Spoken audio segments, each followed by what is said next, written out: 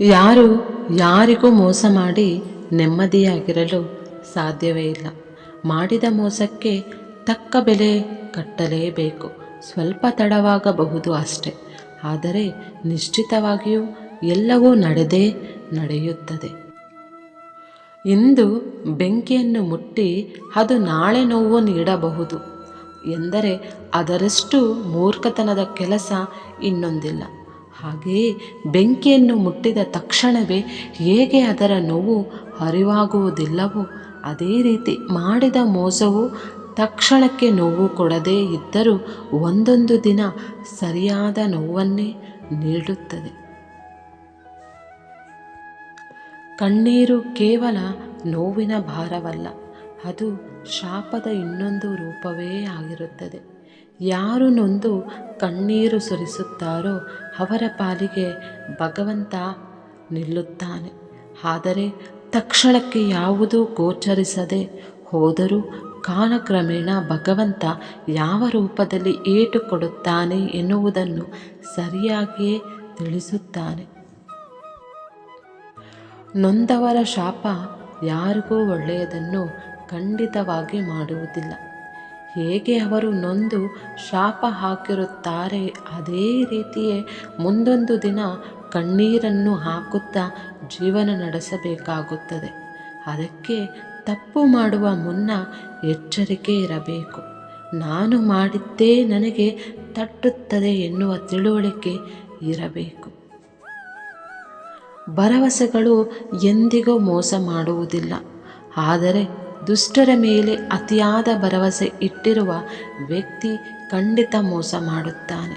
ಅದು ಅವನ ಹುಟ್ಟು ಗುಣವಾಗಿರುತ್ತದೆ. ಒಬ್ಬರು ಅತಿಯಾಗಿ ನಂಬುತ್ತಿದ್ದಾರೆ ಎಂದರೆ ಅವರಿಂದ ಸಾಧ್ಯವಾದದ್ದನ್ನೆಲ್ಲ ಪಡೆದು ಬಿಡಬೇಕೇ ಎನ್ನುವ ದುರಾಸೆ ಮನದಲ್ಲಿ ಮೂಡುತ್ತದೆ. ಅಂತಹ ದುಷ್ಟರನ್ನು ನಂಬುವ ಮೊದಲು ಯೋಚಿಸಬೇಕು.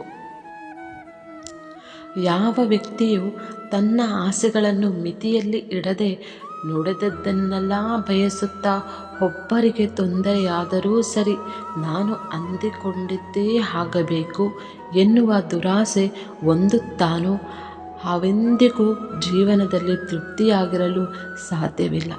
ಅವನ ದುರಾಸೆಗಳೇ ಅವನಿಗೆ ಅಂತ್ಯವನ್ನು ಕಾಣುವಂತೆ ಮಾಡುತ್ತದೆ. ಸುಳ್ಳು ಮೋಸ ಮಾಡಿ ಬದುಕುವವರು ಹೆಚ್ಚು ಕಾಲ ನೆಮ್ಮದಿಯಿಂದ ಉಳಿಯಲಾರರು. ಏಕೆಂದರೆ ಅವರು ಮಾಡಿದ ಕರ್ಮಗಳೇ ಅವರ ಸುತ್ತ ತಿರುಗಾಡುತ್ತಲೇ ಇರುತ್ತದೆ. ಒಂದು ಸಾರಿ ಅವರ ಹಣೆಬರಹ ಕೆಟ್ಟಿ ತಿಂದರೆ ಒಂದಾದ ಮೇಲೆ ಒಂದರಂತೆ ಅವರು ಮಾಡಿದ ತಪ್ಪುಗಳಿಗೆಲ್ಲ ಶಿಕ್ಷೆ ಅನುಭವಿಸಬೇಕು.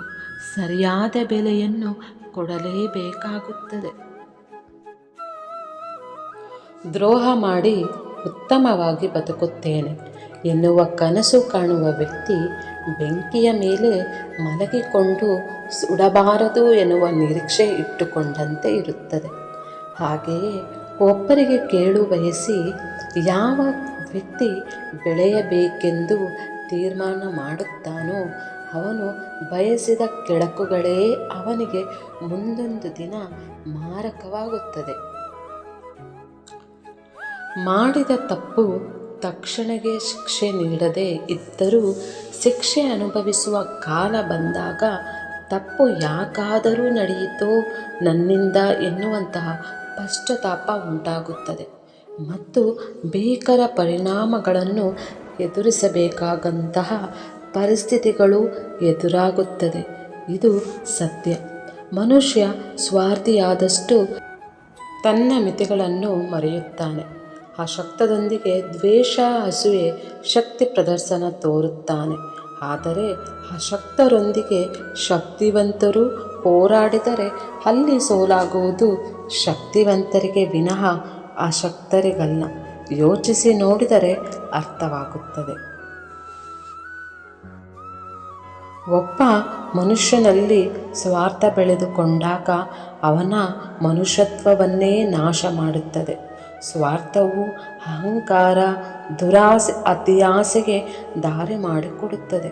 ಸ್ವಾರ್ಥದಿಂದ ಎಲ್ಲವೂ ನಾಶವೇ ಆಗುತ್ತದೆ. ಸ್ವಾರ್ಥ ಯಾರಿಗೂ ಒಳ್ಳೆಯದನ್ನು ಮಾಡುವುದಿಲ್ಲ. ಅದಕ್ಕಾಗಿ ಮನುಷ್ಯ ಸ್ವಾರ್ಥ ತ್ಯಜಿಸಿದಾಗ ಮನುಷ್ಯತ್ವ ಉಳಿಯುತ್ತದೆ. ಸ್ವಾರ್ಥದ ಇನ್ನೊಂದು ರೂಪವೇ ಅಹಂಕಾರ. ಅಹಂಕಾರ ತುಂಬಿದ ವ್ಯಕ್ತಿ ಎಂದಿಗೂ ಕೆಡುಕನ್ನೇ ಮಾಡುತ್ತಾನೆ. ಆದರೆ ಕೊನೆಗೆ ಅವನ ಅಹಂಕಾರವೇ ಅವನ ಅಸ್ತಿತ್ವವನ್ನು ಕೂಡ ನಾಶ ಮಾಡಿಬಿಡುತ್ತದೆ. ಅಹಂಕಾರವನ್ನು ಬೆಳೆಸಿಕೊಳ್ಳುವ ವ್ಯಕ್ತಿ ಎಂದಿಗೂ ಸಂತಸ ಹೊಂದುವುದಿಲ್ಲ, ಜೀವನವನ್ನು ಹಾಳು ಮಾಡಿಕೊಳ್ಳುತ್ತಾನೆ. ಜೀವನದಲ್ಲಿ ನಡೆದು ಹೋಗಿರುವುದನ್ನು ಸರಿಪಡಿಸಲು ಪ್ರಯತ್ನಿಸಬೇಡ, ಅದು ಅಸಾಧ್ಯ. ಮುಂದೆ ಆಗಬೇಕಾದುದನ್ನು ಸರಿಯಾದ ರೀತಿಯಲ್ಲಿ ಯೋಚಿಸಿ ಮಾಡು, ಅದು ಖಂಡಿತ ಸಾಧ್ಯ. ನಡೆದು ಹೋಗಿರುವುದರ ಬಗ್ಗೆ ಯೋಚಿಸಿ ಫಲವಿಲ್ಲ. ಚಿಂತಿಸಿ ಸಮಯ ವ್ಯರ್ಥ ಮಾಡಿಕೊಳ್ಳುವ ಬದಲು ಮುಂದೆ ಮಾಡಬೇಕಾದುದರ ಕಡೆಗೆ ಗಮನ ಹರಿಸಿ ಅದನ್ನು ಉತ್ತಮ ರೀತಿಯಲ್ಲಿ ಮಾಡಿದರೆ ಒಳಿತು. ಸತ್ಯವನ್ನು ಹೇಳುವ ಅಭ್ಯಾಸ ಮಾಡಿಕೊಂಡರೆ ಭಗವಂತನಿಗೂ ಹೆದರುವ ಅವಶ್ಯಕತೆ ಇಲ್ಲ.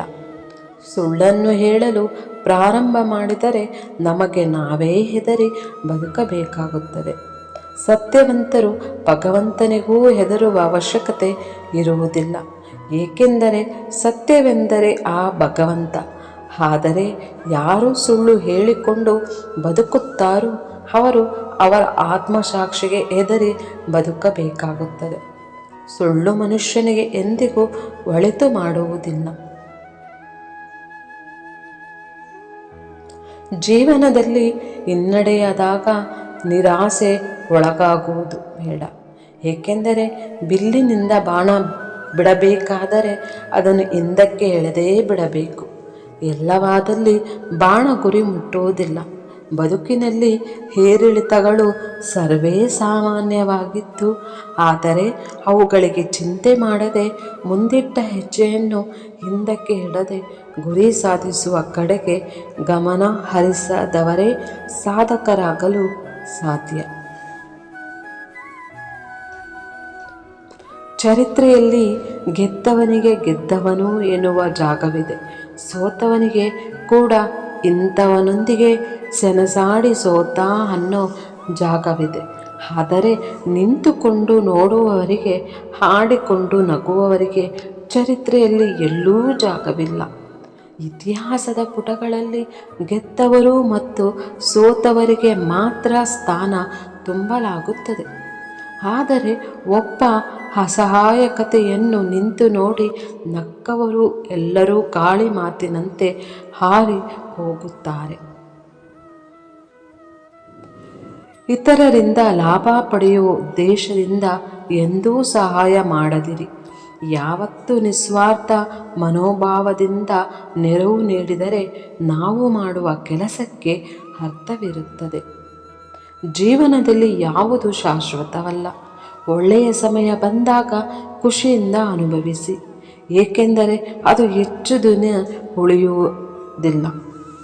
ಕೆಟ್ಟ ದಿನ ಬಂದಾಗಲೂ ಬೇಸರದಿಂದೇ ಅನುಭವಿಸಿ, ಕೆಟ್ಟದ್ದು ಹೆಚ್ಚು ದಿನ ಉಳಿಯಲಾರದು.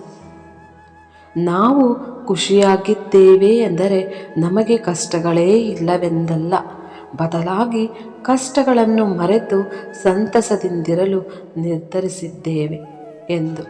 ಯಾವತ್ತೂ ಕಷ್ಟಗಳನ್ನು ನೆನೆದು ಕೊರಗಬಾರದು, ಏಕೆಂದರೆ ಸಂತಸದ ಜಗತ್ತು ನಮ್ಮನ್ನು ಅಪ್ಪಿಕೊಳ್ಳಲು ಕಾಯುತ್ತಿರುತ್ತದೆ. ದುಃಖವನ್ನು ಮರೆತು ಸಂತೋಷವನ್ನು ಆಹ್ವಾನಿಸಿ, ಆ ಸಂತೋಷ ನಿಮಗೆ ಖಂಡಿತ ದುಃಖವನ್ನು ಮರೆತು ಸಂತೋಷವನ್ನು ಆಹ್ವಾನಿಸಿ, ಆ ಸಂತೋಷ ನಿಮಗೆ ಖಂಡಿತ ದುಃಖವನ್ನು ಮರೆಸುವುದಕ್ಕೆ ಒಂದು ಉತ್ತಮವಾದ ದಾರಿಯಾಗುತ್ತದೆ. ಆತ್ಮೀಯ ಸ್ನೇಹಿತರೆ, ಈ ವಿಡಿಯೋ ಇಷ್ಟ ಆಗಿದ್ದರೆ ದಯವಿಟ್ಟು ನಮ್ಮ ಚಾನಲ್ ಸಬ್ಸ್ಕ್ರೈಬ್ ಮಾಡಿ, ಲೈಕ್ ಮಾಡಿ, ಶೇರ್ ಮಾಡಿ. ಮತ್ತಷ್ಟು ವಿಷಯಗಳೊಂದಿಗೆ ಪುನಃ ಭೇಟಿಯಾಗೋಣ. ನಿಮ್ಮ ಅಮೂಲ್ಯ ಸಮಯ ನೀಡಿದ್ದಕ್ಕಾಗಿ ಧನ್ಯವಾದಗಳು.